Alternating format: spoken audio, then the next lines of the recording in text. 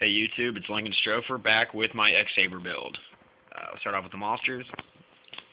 Obviously 3 Dark Souls. There's a laundry list of reasons to run this card. Everybody understands him. He's just downright amazing. Moving on, we've got 3 Flaum Knights. I really like her. She can't be bottomless. She can negate an attack. And she's a tuner, so it's amazingly easy to set up the Hunley move with her. Not to mention Gotham's possibly Mist Worm, Stardust plays with a couple other weird little takes and tacks. That's why I'm running 3 of her. 2 Fall Trolls, 2 Boggart Knights, 2 Pashules. I know I've seen a lot of people only running 1, but I like him for the Spirit Reaper-esque effect, so that's always nice. Plus, with being a level 2 tuner, it's just, he opens up a lot more plays. Right now, I'm only running 1 Ember's Blade. I'd like to be running 2, but I'm working on picking up a second one. In the meantime, 1 seems to do the job perfectly fine.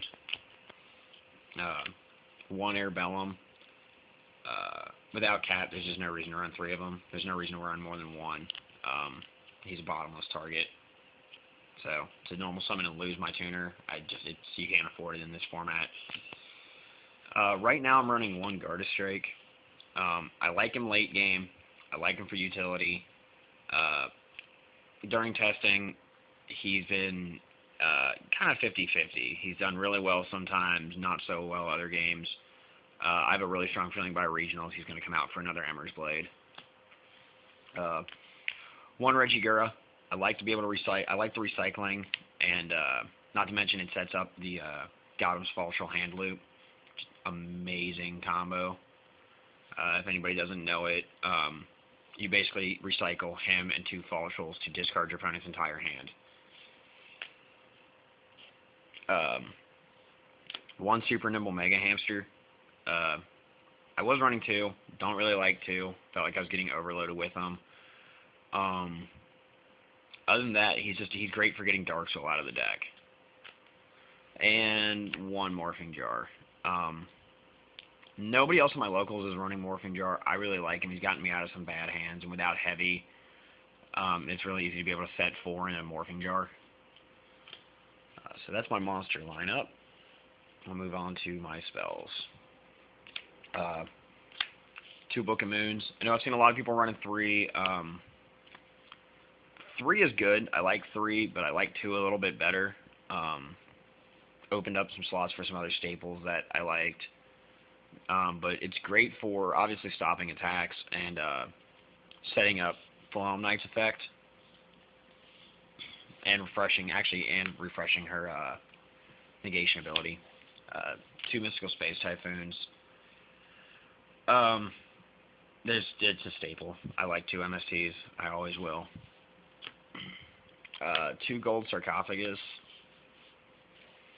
I've heard mixed reviews about this one. I like it early on for pulling Boggarts or Fall Trolls or whatever you didn't happen to draw. They may come out for a 3rd Book of Moon and an enemy controller, or possibly a 3rd Book of Moon and a 3rd E-Call, or another Trap Stun before the regional while I do play testing. You just got to see how they test out, because this was the latest addition to the deck. 1 Saber Slash. I actually really like Saber Slash, but only at 1. I think it's a great utility, and nothing else. There's no reason to run multiples of them. Obviously a Dark Hole, and of course when you have Dark Hole, you combo with the Monster Reborn. Regardless, Monster Reborn is a great card. Giant Trunade, staple in this format since Heavy's gone. And Cold Wave, just staple in Sabers. And my last spell, I'm actually running 1 Saber Vault, which I've really liked. It's given me game 3 or 4 times now, just turning the small X-sabers into 16 beaters, and puts Air Bellum over top of a number of things, puts him over top of Shura and all them. So that's really cool. Not to mention brings Gotham's out as a 4,000 point beater. Move on to traps. You got 2 saber holes, another staple of the deck. There's no reason not to be playing them. 2 main deck e-calls. Yeah, same thing. Staple of sabers. There's absolutely no argument in favor of not running emergency call that I think is actually worth mentioning. It's too good. You know, it's because of e-call, I've had games where I was able to set up 2 Gothams and 2 level 6 synchros in one turn. It's amazing. Of course, 2 bottomless trap holes, anti-black wings, anti-monarch, anti-whatever. It's a good card, period. Right now, 1 trap's done. I might go to 2. 1 is done. 1 has served me fine thus far, so I'm not really quite sure how I feel about it. But otherwise, an amazing card. Solemn Judgment, staple. Torrential Tribute, staple. And now the format slowed down, Mirror Force again as a staple. I'm not running any Solemn Warnings. I've seen a lot of people doing them. I don't like Solemn Warning that much. It's a great card. I don't know why I don't like it, but, you know, there it is. My extra deck, Chimera Tech Fortress Dragon.